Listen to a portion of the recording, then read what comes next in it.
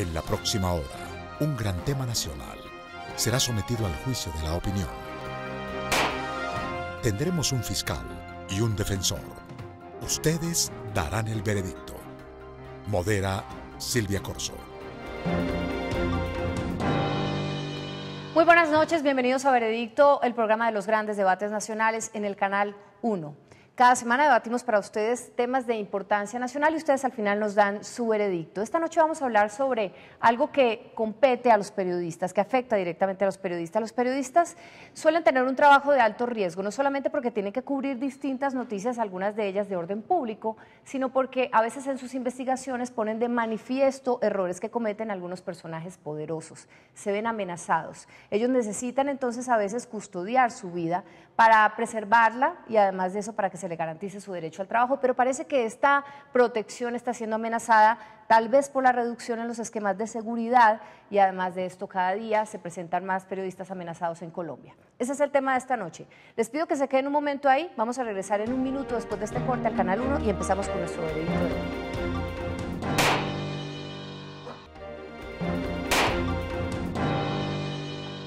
Regresamos a Veredicto y nos estamos preguntando si son bien protegidos en Colombia los periodistas para ejercer su labor. Ustedes ya escucharon a nuestro fiscal esta noche. También hacerle las preguntas a su testigo. Vamos a escuchar ahora las contrapreguntas que tiene el defensor para él. Doctor Andrés Villamizar, adelante. Gracias, puede Silvia. preguntarle al testigo.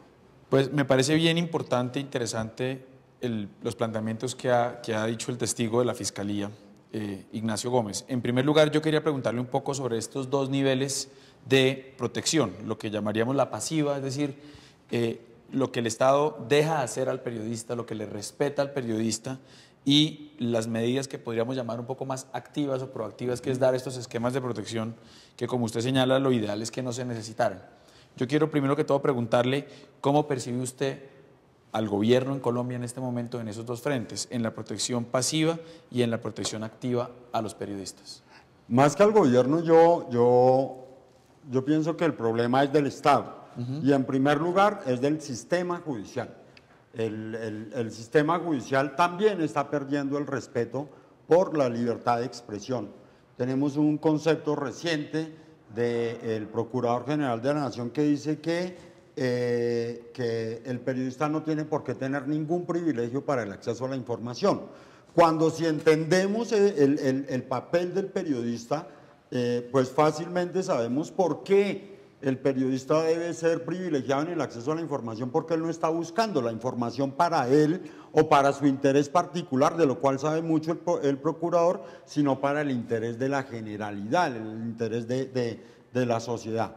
Y en ese mismo sentido esa es una tendencia, digamos que ha bajado el nivel de comprensión de parte del establecimiento sobre el papel del periodismo y eso es grave para la democracia, pero también es grave para la vida de los periodistas. Es decir, nos sentimos menos protegidos por un Estado que ni siquiera sabe qué es lo que estamos haciendo. Otra pregunta, Ignacio, es, usted es presidente de la FLIP, para la Fundación para la Libertad de Prensa, que es una de las organizaciones que más trabajan en nuestro país para proteger a los periodistas, entendida la protección integralmente, que es todo lo que usted ha mencionado. Le hago dos preguntas referentes.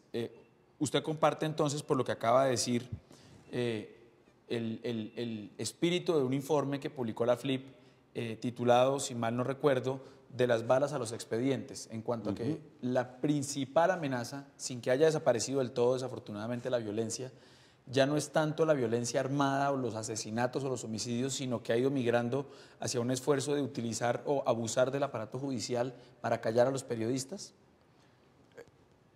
Es muy difícil decir cuál es principal. Cada quien que lo sufre en carne propia deberá determinar eso. Sí, hay nuevos factores y precisamente esa incomprensión del papel de los periodistas es algo que está ya reflejándose desde el Poder Judicial. Cuando todavía no se han resuelto las primeras cosas, es decir, cuando el Poder Judicial nos debe 142 casos por resolver, nos está convirtiendo a nosotros en caso.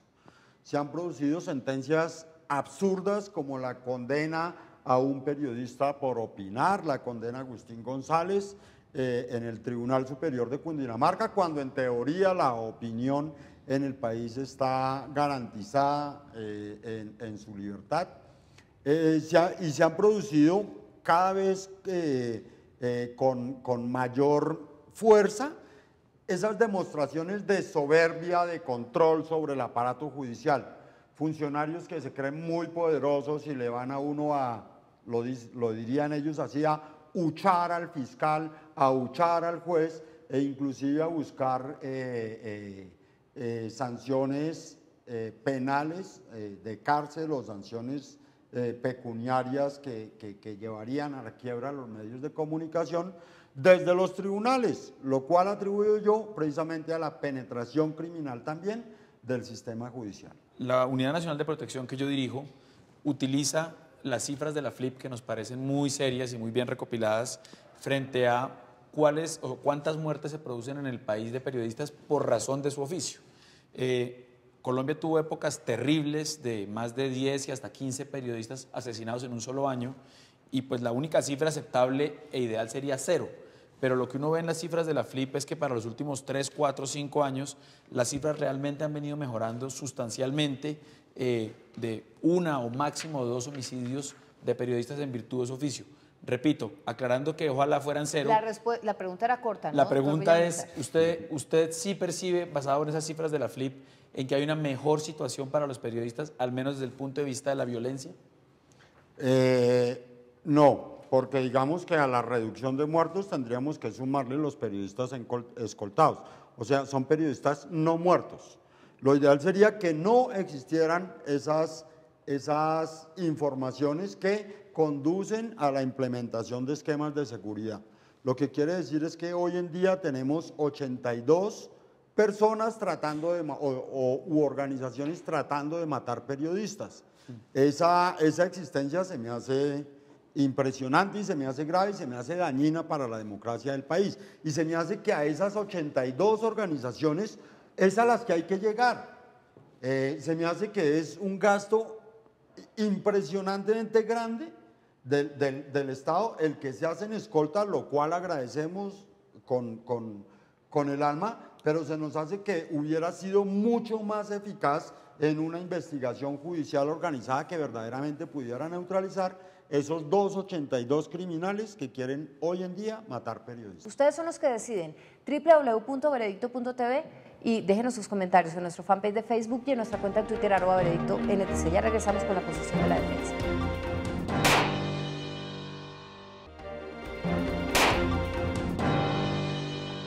Regresamos a Veredicto y nos estamos preguntando si son bien protegidos en Colombia los periodistas para ejercer su labor. Ustedes ya escucharon a nuestro fiscal esta noche. También hacerle las preguntas a su testigo. Vamos a escuchar ahora las contrapreguntas que tiene el defensor para él. Doctor Andrés Villamizar, adelante. Gracias, puede Silvia. preguntarle al testigo. Pues me parece bien importante, interesante los planteamientos que ha dicho el testigo de la Fiscalía, Ignacio Gómez. En primer lugar, yo quería preguntarle un poco sobre estos dos niveles de protección, lo que llamaríamos la pasiva, es decir, lo que el Estado deja hacer al periodista, lo que le respeta al periodista, y las medidas que podríamos llamar un poco más activas o proactivas, que es dar estos esquemas de protección que, como usted señala, lo ideal es que no se necesitaran. Yo quiero primero que todo preguntarle cómo percibe usted al gobierno en Colombia en este momento en esos dos frentes, en la protección pasiva y en la protección activa a los periodistas. Más que al gobierno, yo pienso que el problema es del Estado y en primer lugar es del sistema judicial. El sistema judicial también está perdiendo el respeto por la libertad de expresión. Tenemos un concepto reciente del Procurador General de la Nación que dice que el periodista no tiene por qué tener ningún privilegio para el acceso a la información. Cuando si entendemos el papel del periodista, pues fácilmente sabemos por qué el periodista debe ser privilegiado en el acceso a la información, porque él no está buscando la información para él o para su interés particular, de lo cual sabe mucho el procurador, sino para el interés de la generalidad, el interés de la sociedad. Y en ese mismo sentido esa es una tendencia, digamos que ha bajado el nivel de comprensión de parte del establecimiento sobre el papel del periodismo, y eso es grave para la democracia, pero también es grave para la vida de los periodistas. Es decir, nos sentimos menos protegidos por un Estado que ni siquiera sabe qué es lo que estamos haciendo. Otra pregunta, Ignacio, es, usted es presidente de la FLIP, para la Fundación para la Libertad de Prensa, que es una de las organizaciones que más trabajan en nuestro país para proteger a los periodistas, entendida la protección integralmente, que es todo lo que usted ha mencionado. Le hago dos preguntas referentes. Usted comparte entonces, por lo que acaba de decir, el espíritu de un informe que publicó la FLIP, titulado, si mal no recuerdo, de las balas a los expedientes, en cuanto a que la principal amenaza, sin que haya desaparecido del todo desafortunadamente la violencia, ya no es tanto la violencia armada o los asesinatos o los homicidios, sino que ha ido migrando hacia un esfuerzo de utilizar o abusar del aparato judicial para callar a los periodistas? Es muy difícil decir cuál es principal. Cada quien que lo sufre en carne propia deberá determinar eso. Sí, hay nuevos factores y precisamente esa incomprensión del papel de los periodistas es algo que está ya reflejándose desde el Poder Judicial. Cuando todavía no se han resuelto las primeras cosas, es decir, cuando el Poder Judicial nos debe 142 casos por resolver, nos está convirtiendo a nosotros en caso. Se han producido sentencias absurdas como la condena a un periodista por opinar, la condena a Agustín González en el Tribunal Superior de Cundinamarca, cuando en teoría la opinión en el país está garantizada en su libertad. Y se han producido cada vez con mayor fuerza esas demostraciones de soberbia, de control sobre el aparato judicial. Funcionarios que se creen muy poderosos y le van a uno a, lo dirían ellos así, a huchar al fiscal, a huchar al juez e inclusive a buscar sanciones penales de cárcel o sanciones pecuniarias que llevarían a la quiebra a los medios de comunicación desde los tribunales, lo cual atribuyo yo precisamente a la penetración criminal también del sistema judicial. La Unidad Nacional de Protección que yo dirijo utiliza las cifras de la FLIP, que nos parecen muy serias y muy bien recopiladas, frente a cuáles o cuántas muertes se producen en el país de periodistas por razón de su oficio. Colombia tuvo épocas terribles de más de 10 y hasta 15 periodistas asesinados en un solo año, y pues la única cifra aceptable e ideal sería 0. Pero lo que uno ve en las cifras de la FLIP es que para los últimos 3, 4, 5 años las cifras realmente han venido mejorando sustancialmente, de 1 o máximo 2 homicidios de periodistas en virtud de su oficio. Repito, aclarando que ojalá fueran 0. La pregunta era corta, ¿no? La pregunta es, ¿usted sí percibe, basado en esas cifras de la FLIP, en que hay una mejor situación para los periodistas, al menos desde el punto de vista de la violencia? No, porque digamos que a la reducción de muertos tendríamos que sumarle los periodistas escoltados. O sea, son periodistas no muertos. Lo ideal sería que no existieran esas informaciones que conducen a la implementación de esquemas de seguridad. Lo que quiere decir es que hoy en día tenemos 82 personas tratando de, u organizaciones tratando de matar periodistas. Esa existencia se me hace impresionante y se me hace grave y se me hace dañina para la democracia del país. Y se me hace que a esas 82 organizaciones es a las que hay que llegar. Se me hace que es un gasto impresionantemente grande del Estado el que se hace en escolta, lo cual agradecemos con el alma, pero se nos hace que hubiera sido mucho más eficaz en una investigación judicial organizada que verdaderamente pudiera neutralizar esos 282 criminales que quieren hoy en día matar periodistas. Ustedes son los que deciden. www.veredicto.tv y déjenos sus comentarios en nuestro fanpage de Facebook y en nuestra cuenta de Twitter @veredicto_NTC. Ya regresamos con la posición de la defensa.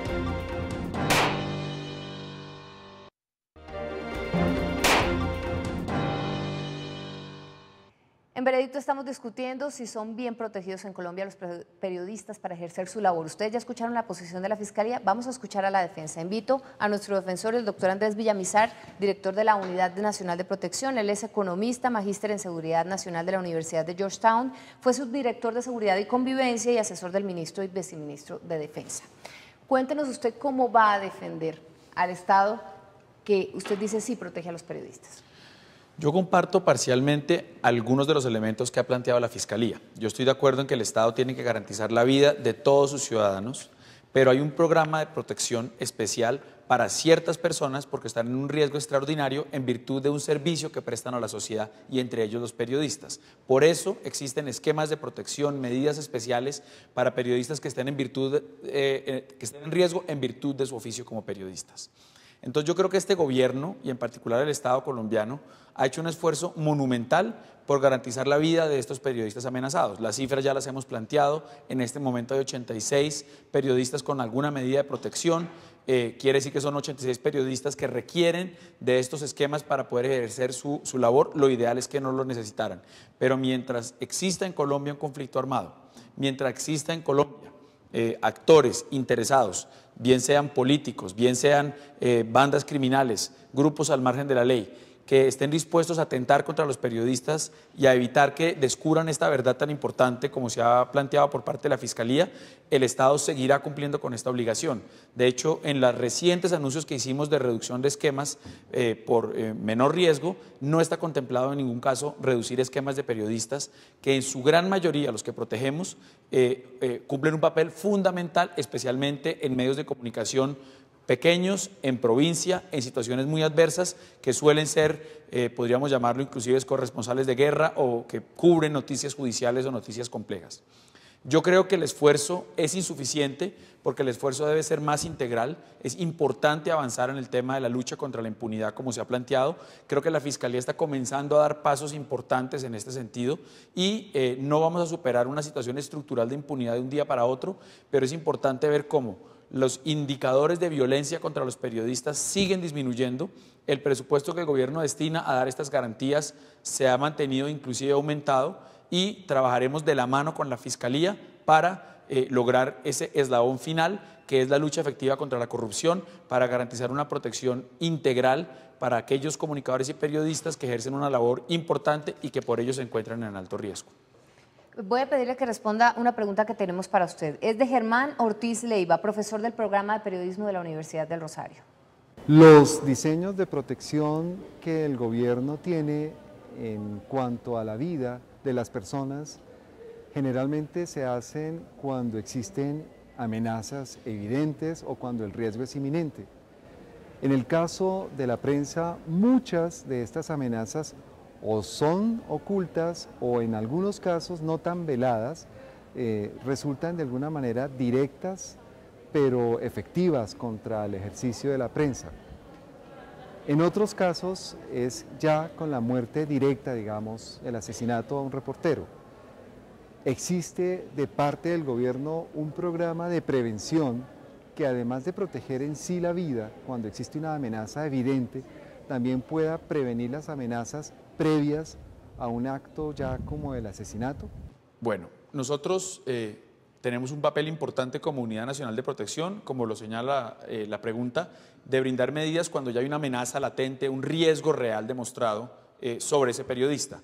Pero una parte, una parte importante por la cual se creó la Unidad Nacional de Protección fue precisamente para que el Ministerio del Interior, a través de la Dirección de Derechos Humanos, que anteriormente manejaba tanto prevención como protección, pudiera dedicarse exclusivamente a la tarea de prevención. Entonces creo que es importante destacar que se ha venido fortaleciendo esta prevención en el Estado a través de esta Dirección de Derechos Humanos del Ministerio del Interior, pero nuevamente, y reitero, coincido con Ignacio, con la Fiscalía, que la mejor prevención para que se repitan ataques contra periodistas es una acción pronta y efectiva de la justicia que sirva para disuadir cualquier intención de atacar a un periodista en Colombia. Doctor Villamizar, usted decía hace un momento que los casos de periodistas asesinados son menos este año. Tengo una cifra de la Defensoría del Pueblo que dice que hasta agosto de 2014 por lo menos había 93 casos de periodistas amenazados y esos son 51 menos de los que habían en el 2013. Es decir, tal vez no hayan más periodistas muertos, pero sí hay más periodistas amenazados. ¿Qué dice al respecto? Es verdad. Nosotros lamentablemente como Estado no podemos evitar per se las amenazas. De hecho, uno podría llegar a pensar inclusive que este aumento en las amenazas es al menos en parte producto de la efectividad del programa de protección. Como ya no pueden atentar directamente contra los periodistas, recurren a la amenaza para amedrentarlos y obviamente esto es grave porque afecta la labor del periodista y es importante nuevamente destacar que la Fiscalía debe avanzar más prontamente en la investigación de las amenazas, aún así comprendiendo y entendiendo que en algunos casos es difícil digamos, definir o aclarar dónde vienen las amenazas, pero en muchos otros casos no es sino mirar qué callos está pisando el periodista para tener una buena hipótesis de dónde provienen estas amenazas. Bien, voy a llamar a su testigo. Puede tomar asiento. Les hablo de la doctora Laura Cortés Barón. Ella es asesora del director de la UNP en temas internacionales, población de medidas cautelares y periodistas, politóloga de la Universidad Javeriana. Estudia especialización en gerencia de gobierno y asuntos públicos y además tiene experiencia en trabajo relacionado con atención a población vulnerable. Doctora Cortés, gracias por acompañarnos esta noche. Primero va a responder las preguntas que tiene para usted el defensor y luego el fiscal. Adelante, doctor Villamizar. Bueno, se trató un tema ahorita por parte de la Fiscalía y es el caso tan mentado de Luis Carlos Cervantes, que lamentablemente, pues, obviamente condenamos y nos duele mucho esa muerte. Se ha dicho que la forma en que fue atendido fue lenta, fue precaria, fue poco eficaz y que se retiró el esquema sin alguna justificación clara.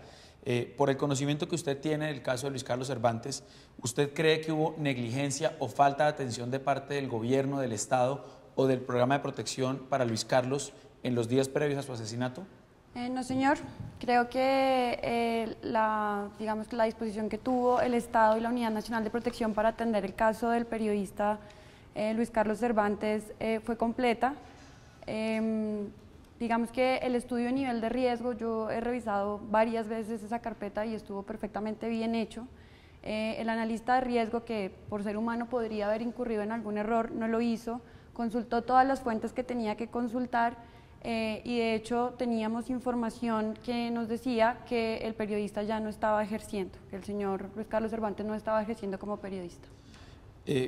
Digamos, en las informaciones que se verificaron por parte del analista de riesgo, se consultó a la personería del municipio de Tarazá, por ejemplo, que es quien está encargado de velar por los derechos humanos. ¿La personería municipal, por ejemplo, conocía de amenazas o de estas amenazas que tantas veces reportó Luis Carlos? Sí, el analista consultó efectivamente a la personera del municipio de Tarazá y la personera del municipio de Tarazá respondió que no había ninguna información que indicara que el señor Luis Carlos Cervantes estaba recibiendo amenazas en virtud de su como periodista o alguna otra. Luis Carlos también denunció un atentado que él había sido víctima de una granada. ¿La analista verificó esta información, trató de indagar qué había pasado con este caso? Sí, señor, la analista hizo la indagación que tenía que hacer con la policía, con la SIJIN, y la información que le entregaron es que en efecto la granada sí, digamos, fue lanzada, pero fue lanzada contra unos vehículos de la policía. La casa de Luis Carlos Cervantes estaba muy cerca a la estación de policía, creo que estaban casi sobre la misma cuadra, y la información que reportó a la policía es que la granada no fue en contra del señor Luis Carlos Cervantes, sino de la estación de policía. Voy a hacer dos preguntas, pero la puedes responder en una sola. ¿Usted cree que el caso de Cervantes es evidencia de que hay poca atención o poco cuidado en la protección a los periodistas en Colombia? Y un poco ligado a eso, por la información que maneja la Unidad Nacional de Protección, la Fiscalía, la Policía en este caso, ¿cree que hay algún vínculo, alguna relación entre su labor de periodista con los hechos lamentables de su muerte? Bueno, para responder a la primera pregunta, creo que no, pues me parece un poco irresponsable generalizar el caso de Cervantes frente al resto de los casos de periodistas atendidos por la Unidad Nacional de Protección. Creo que cada caso que llega a la Unidad Nacional de Protección, justamente por ser de periodistas, se atiende con muchísimo cuidado. La gran mayoría de los casos son atendidos y son valorados por el trámite de emergencia para, digamos, que verificar que no haya un riesgo inminente que pueda afectar la vida o integridad del periodista.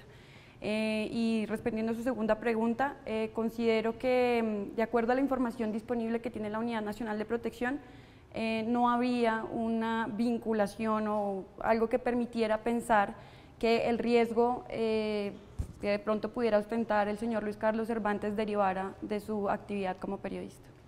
Doctora Laura, usted trabaja especialmente en un tema en el que conoce muy bien el trabajo de los periodistas. Sí. ¿Usted considera que en el momento en que los periodistas van a conseguir alguna información para sus investigaciones en el gobierno o en algunas instituciones del Estado, tienen dificultades para encontrarlas?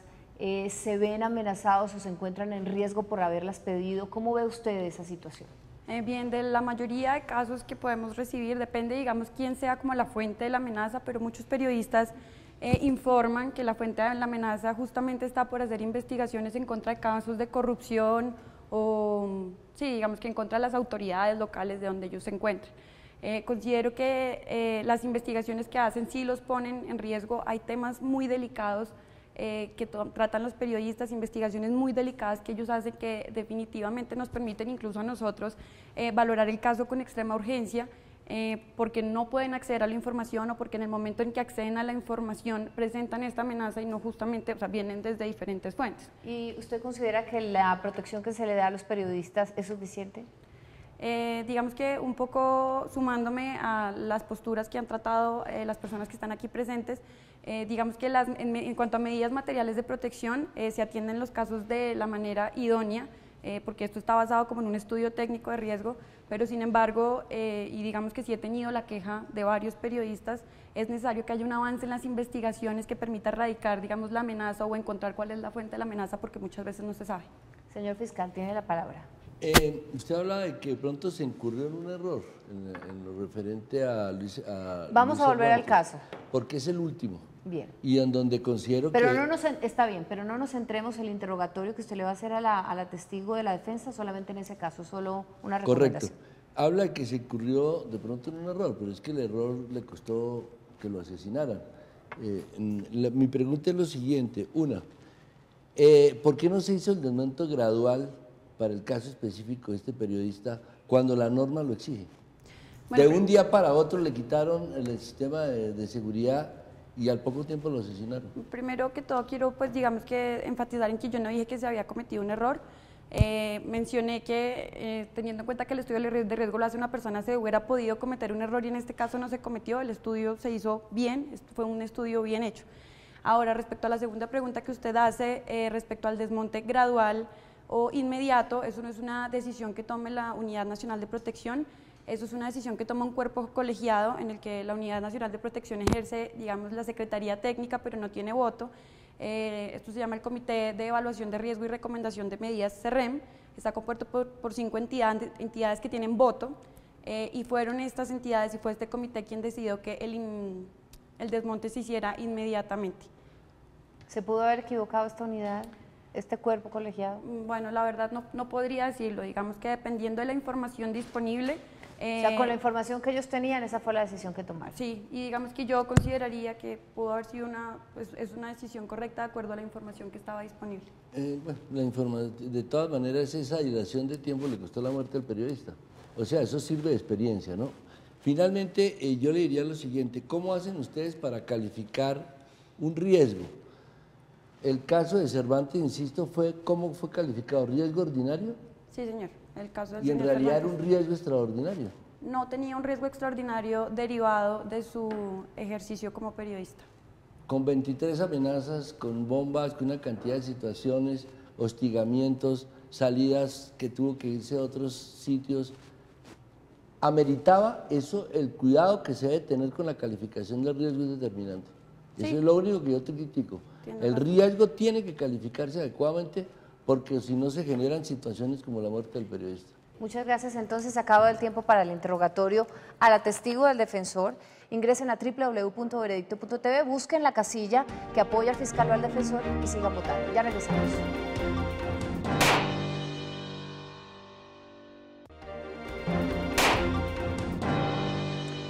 En Veredicto discutimos esta noche para ustedes si en Colombia son bien protegidos los periodistas en su labor. Ustedes ya escucharon a las dos partes y a sus testigos, van a escuchar los alegatos de conclusión si no han tomado una decisión y empezamos con nuestro fiscal, el doctor Elker Buitrago, así que adelante. Muchas gracias. Yo pienso que el tratamiento del mal se debe generar a través de una cultura judicial, para que las investigaciones sean consecuentes. En este momento la Fiscalía está generando unos cambios en donde sería importante tener en cuenta las consideraciones de la FLIP, del CPB y de cualquier otra asociación de periodistas para que con nuestra experiencia nosotros igualmente podamos generar algún tipo de criterio y se pueda acomodar para que de esa manera al menos se cree una cultura de respeto hacia el periodista, porque el periodista es el eslabón más importante que existe en una democracia, porque es el que ha hecho ventilar y oxigenar toda una cantidad de situaciones que carcomen a este país, como es el clientelismo y la corrupción. La gente tiene que creer en la justicia a través de una enmendación que se haga para que el periodismo realmente se haga en el camino como debe ser de la garantía y la seguridad. Muchas gracias. Es su turno, señor defensor. Bueno, reiterar una vez más esta firme decisión del gobierno y del Estado colombiano de proteger a los periodistas, especialmente aquellos que se encuentren en un alto nivel de riesgo por hacer periodismo investigativo, que destape corrupción, que señale los abusos que cometen los grupos armados ilegales. Colombia no ha alcanzado la paz, estamos comprometidos en un esfuerzo para que Colombia alcance la paz, supere el conflicto armado, supere todas estas fuentes de violencia como el narcotráfico, entre otras, pero mientras existan estas fuentes de violencia, mientras existan periodistas amenazados en Colombia, seguirá firme el compromiso de protegerlos, tanto con medidas de protección materiales que brinda la Unidad Nacional de Protección, como con una protección integral que tenga elementos de prevención, elementos de generar una cultura de respeto hacia la labor del periodista, hacia la labor de la prensa libre en Colombia, y esperamos que estos indicadores de violencia contra los periodistas sigan disminuyendo y, por supuesto, que haya una mayor efectividad en las investigaciones que adelanta la Fiscalía y los jueces de la República frente a hechos de violencia o de amenaza contra los periodistas en Colombia. Bien, ya escucharon ustedes a las partes. Ahora son ustedes los que toman una decisión. ¿No la han tomado aún? Ingresen a www.veredicto.tv y ya regresamos con ustedes.